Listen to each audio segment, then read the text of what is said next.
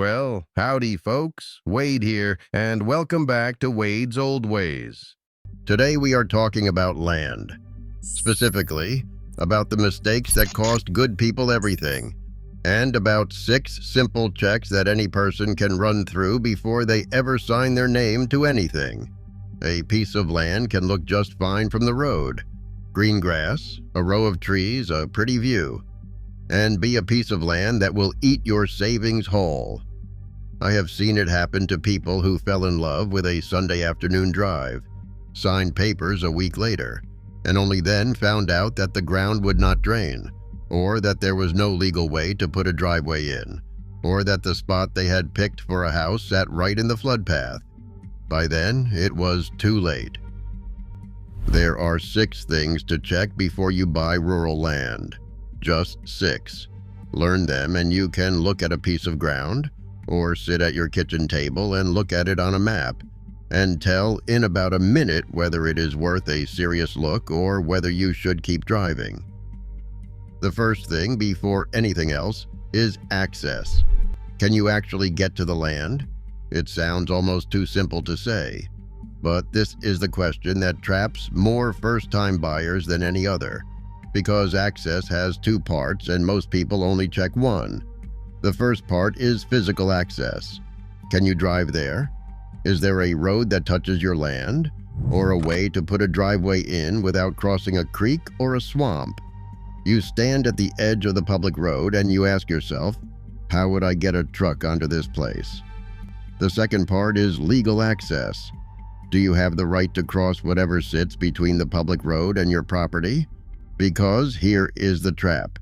A piece of land may look like it touches the road on a map, when really there are 100 feet of someone else's woods between you and the pavement. The neighbor might let you cross for 30 years politely, without a word of trouble. Then that neighbor sells. The new owner puts up a gate, and suddenly you cannot reach your own land. The right to cross has to be written into the deed. They call it a deeded easement, or a recorded right-of-way. A handshake from a neighbor is worth nothing once that neighbor is gone. If a piece of land has no road touching it and no deeded easement, it is what they call landlocked. And unless you can buy your way across someone else's ground, it is worth almost nothing no matter how pretty it looks. Access first, always. The second thing is the soil. And this is where the costliest mistake of all hides, because you cannot see it from the road. If you plan to build a home on rural land, the wastewater from that home has to go somewhere. Out in the country, it goes into a septic system buried in the ground beside the house. And a septic system only works if the ground beneath it will actually absorb water, if it will let water trickle slowly down through the soil and away. Sandy, well-drained soil does this beautifully. Heavy clay that turns to mud when wet, or low ground where the water table sits just below the surface, will not accept a septic at all. The problem is that good soil and bad soil can look exactly alike from the road. You cannot tell which is which by looking at the grass. The way you check is a percolation test, a perk test. You dig a hole, fill it with water, and time how fast it drains. A soil scientist or your county health department does this and gives you a piece of paper telling you whether the soil will support a septic system or not. Why does this matter so much?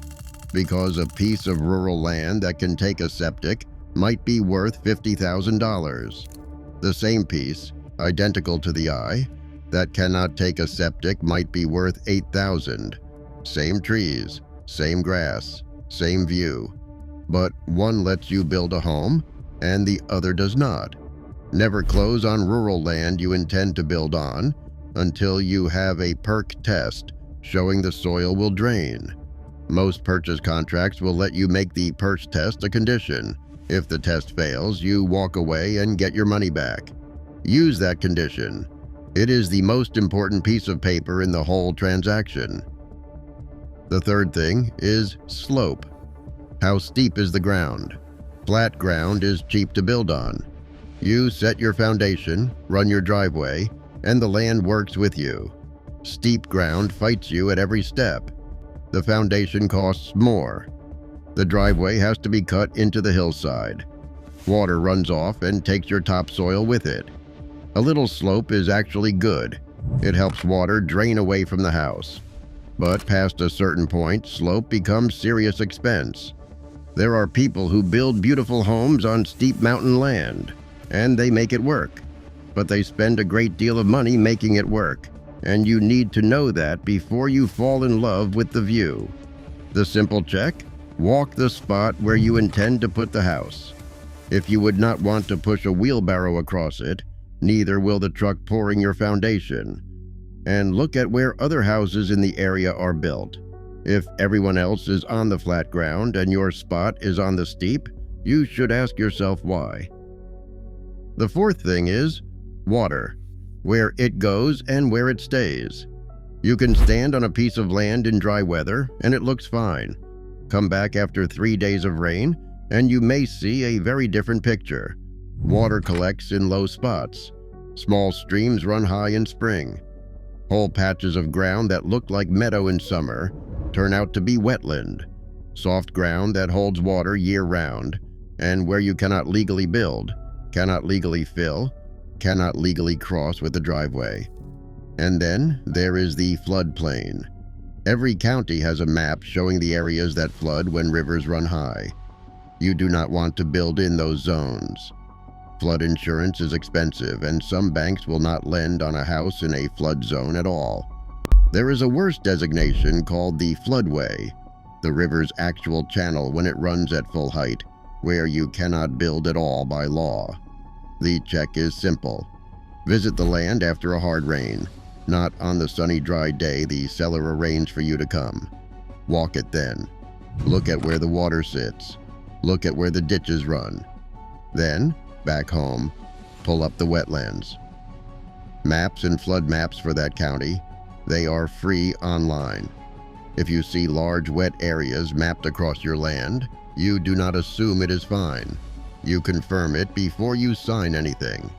A small creek running through one corner of a property can be a genuine blessing. Land that is mostly wet ground is a piece of paper you will not be able to do much with. The fifth thing is the road view, what the place actually looks like when you pull out of the driveway. Before you drive 2 hours to walk a property, you can sit at your kitchen table and stand on the road in front of almost any address in this country using the Street View tool available on most mapping websites.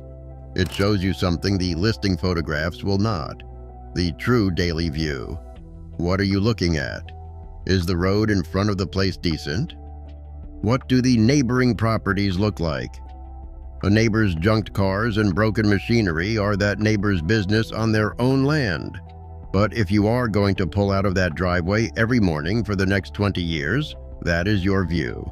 You should know it before you sign. The same goes for power lines running overhead, a busy road right at your door, a noisy industrial operation down the lane. Things that the listing photographs were carefully framed to leave out. Pull up the street view first. If it looks fine, make the trip to walk the ground in person. If it does not look fine, you have just saved yourself a day of driving and the heartbreak of falling in love with a place you should not buy. The sixth thing is the wider view, what sits around the land.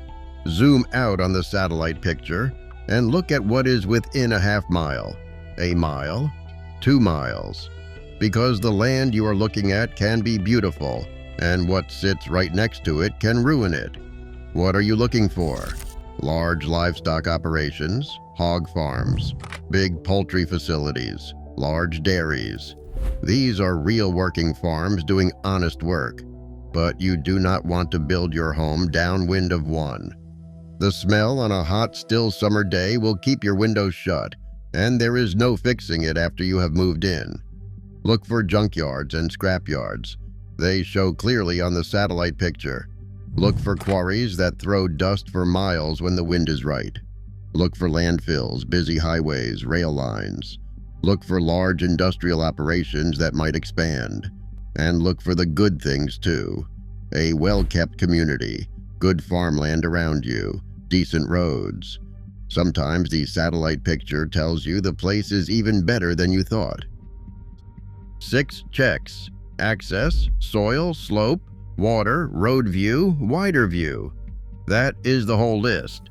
The reason most people lose money on bad land is not that the problems are hidden. It is that nobody ever taught them to look. The seller shows you the prettiest hour on the prettiest day. The listing photographs are taken from the one corner where the view is right.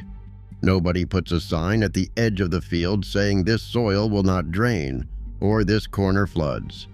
You have to find those things out yourself by knowing what to ask. At that table, when you are buying land, the seller profits when the deal closes. The agent's commission comes when the deal closes. The lender wants to lend. Nobody sitting across from you is paid to slow you down. Only you. So you have to be the one who slows down and checks the 6 things. Good land, a few acres with clean water, draining soil, decent access, and good neighbors, is one of the real foundations a family can build a life on. It is worth taking the time to find the right piece. So before you look at a for sale sign with serious interest, run through these 6 in your mind. Write them on a card and keep it in your pocket when you go look. And when you find something that interests you, do not let anyone rush you. The land has been sitting there for 10,000 years. It can sit a little longer while you do your homework. Tell me in the comments, are you looking for land right now? Or have you already bought a piece? And if you have ever been burned by something you did not check, share it below. The stories you all share teach the next person more than I ever could. I read every single one. Thank you for being here today. If this was useful, hit that like button and subscribe to Wade's Old Ways. There is plenty more where this came from. Until next time, walk the ground, check the 6, and never sign in a hurry. This is Wade. See you soon.